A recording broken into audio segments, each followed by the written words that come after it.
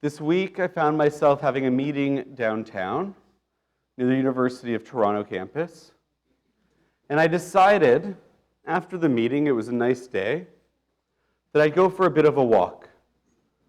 Because I hadn't yet seen the encampments on the campus firsthand, only what I've read about and seen online and social media and in the news. I wanted to see firsthand what the campus looked like. So I spent about 45 minutes walking in a slow circle around the fence of the encampment, around the border. It's covered with tarps and posters and pictures, and you can't see much of on the inside unless you try to peek over or through. But I walked slowly around, reading some of the signs, some of the posters, and speaking with some of the students and others who stopped to say hello to me when they saw my kippah. I had several tell me how much they appreciated me being there. And I had several who commented how brave they thought I was being, walking around like that, wearing my kippah. Gotta be honest, it didn't feel particularly brave. There were plenty of security around and very few protesters or students from the encampment. It was a very quiet afternoon. There were a few standing at the entrance and a couple of people coming in and out occasionally, but there weren't large crowds shouting. There was no one giving me angry stares. But looking around at the signs, they were still quite disturbing. A few of them in particular stood out. One of them said in big letters, "Glory to all martyrs."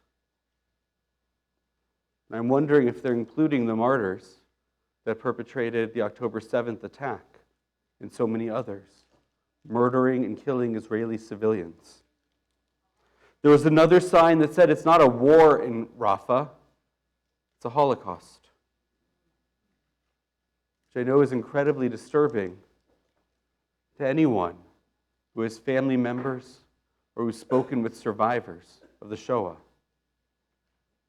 Anyone with the common sense and decency to recognize the difference between unintended casualties and the deliberate murder and extinction, the erasure of a people. Another sign said "Free Palestine" with a big picture of all of Israel, leaving, I know, so many to wonder and ask among us, is this really a call for a peaceful coexistence or a call for a one-state solution in which Jews are not welcome? There were images of young women with their faces covered holding slingshots, a symbol, rally for the Palestinian resistance movement, but a symbol of pain for so many, especially in Israel, who have family and friends who have been killed simply from throwing rocks. It seems to the world like David versus Goliath, a rock versus a country with an army. And yet, to the parents who've been driving along Israeli highways to have a rock thrown in, causing an accident, where sometimes they and their children have been killed, a slingshot is a very violent symbol. Signs talking about Zionism as colonialism. Another sign that said in English, "Long live," and in Arabic, the Intifada. Another with the symbol, the red triangle, which Hamas has popularized from their videos, marking Israeli targets. The encampment, though quiet, was disturbing. And his students said to me, "Thank you for coming, for looking at this, for standing here bravely with a pin with the Israeli flag, with your yarmulke on, your kippah." I couldn't help but thinking how sorry I was that I hadn't shown up sooner. How thankful I am to those brave students who each and every day have to walk across that campus, past those signs, past those reminders of hatred, those reminders of violence, those reminders of anti-Semitism. Signs and chants and images celebrating the Intifada, the murder of Jews. Signs and chants celebrating the erasure of the Jewish homeland.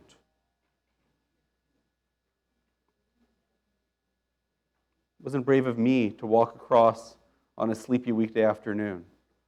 It's brave of the students who have to face it each and every other day. It had me thinking about what it means to show up, what it means to be a presence. And the fact that my 45-minute stroll meant something to some of those students, how much more it would mean to them if others did the same. Or if people like me did it more often. Our parsha this week takes the census. The Israelites are counted. But they're not counted just person by person. They're counted by giving a shekel. Those that are required, a half shekel. And the coins are counted. And there's a tradition in Judaism not to count individuals. We don't count 1, 2, 3, 4, 5, 6, 7, 8, 9, 10 to make a minyan. There's different customs of saying different lines of scripture, verses that have 10 words to see if you have a minyan, or counting in the Yiddish tradition, not 1, not 2, not 3, not 4. But there's something, I think, powerful in the message of you're not counted just for being there. You're counted when you do something, when you give something. There's over 300,000 Jews in Canada, according to the latest census. Somewhere between 180 and 200,000 living here in Toronto. And yet, this past month, a petition started by the Canadian Women Against Anti-Semitism meant to stand up and fight hatred in our cities and in our communities. A petition that went before Parliament. It only had 13,000 signatures. It's an amazing accomplishment, 13,000 signatures for a grassroots organization like the Canadian Women Against Anti-Semitism, who have put on some wonderful events. It's nothing about their work and their effort, but it says something a lot about the rest of us. That there can be 200,000 Jews in Toronto and only 13,000 signatures on an online petition standing up for us. Last year, the pro-Israel rally in Ottawa had several thousand in attendance. And only a small fraction of the Canadian Jewish population. So many of us didn't show up. And my point here today isn't to criticize. We're all guilty of, at times, sitting on the sidelines. The truth is, there's so much to stand up to, it's impossible to do it all. But it also, because it seems like there's so much to stand up to, it's possible to spend our lives sitting on the sidelines. What does it mean to have over 300,000 Jews in Canada if only a few % of them can take the time to sign a petition?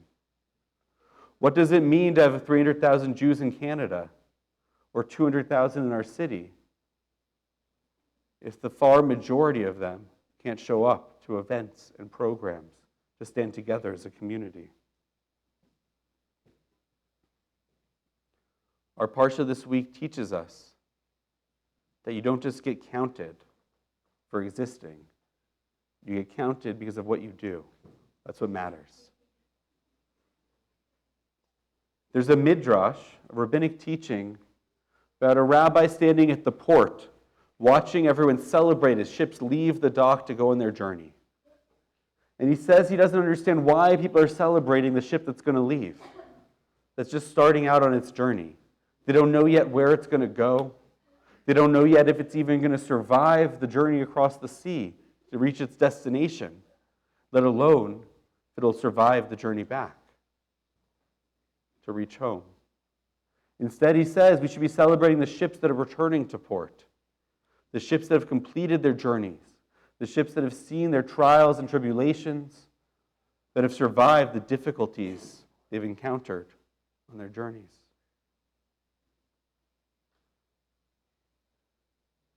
The lesson the rabbis teach us from that is that while it's not wrong to celebrate births, it's at the end of a person's life and we see what they've accomplished, whether they lived a life of value, a life of meaning, whether they created a loving family, whether they dedicated themselves to something good, what they've accomplished in their life, that's when we really should celebrate a person. And so my question is, for those of us here today in this room, a small number, that 300,000 of the Jewish community of Canada, what are we here to celebrate? What are we here, what are people going to celebrate about us one day? What is our accomplishments? What trials have we overcome? What journeys have we gone on? When we look back on this dark period in Jewish life here in Canada, where anti-Semitism is soared through the roof, where parents are afraid to send their kids to schools, when some are afraid to attend synagogue, when our institutions have to spend an exorbitant amount of our own money, not for our programming and events, but to hire police officers and security to keep us safe. Will we be the ones who are counted, the ones who showed up, the ones who stood up and said something? Those students on campus that each day had to walk by those signs and posters, they were the brave ones. They should have been grateful to me for walking by one afternoon. It's us who should be grateful to them for continuing to go to class, continuing to speak out, not letting the hate stop them. They should be thanking the people that don't exist, the crowds that should be gathered there each day. Doesn't mean the same few people have to go every day. But 200,000 Jews in Toronto, every day, those students should have people there showing them that they're opposing voices. How often in our lives, whether it's at work or in our relationships or in school, do we hear a teacher, a colleague, a boss, a friend say something negative about Israel, say something potentially anti-Semitic, and for the sake of simplicity, of not rocking the boat, we keep our mouths shut?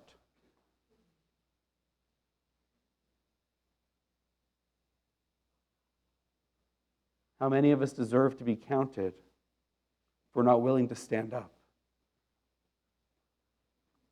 Tomorrow is the UJA's annual Walk with Israel. Already they're expecting large crowds of protesters, but we're expecting even more large crowds of us, of people united in their support for Israel. If you haven't signed up to participate, there's still time, and I invite you to sign up. I understand if some people are scared. I understand if other people have commitments. But if not this, then sign up for something else. Because we're not counted just for existing. We're counted for what we do. The rabbis teach that there are 3 names that a person's given in life. One from their parents, one from their friends, and one they make for themselves. That's the lesson, I think, of our Parsha. You don't get counted just for being there if you do nothing. You get counted for the impact you have. And so together, 300,000 strong across Canada, we need to stand up and say enough is enough. We just stand up and say we won't tolerate anti-Semitism. We won't tolerate Jew hatred anymore. If we stand 300,000 strong, the impact we make would be infinite. Shabbat Shalom.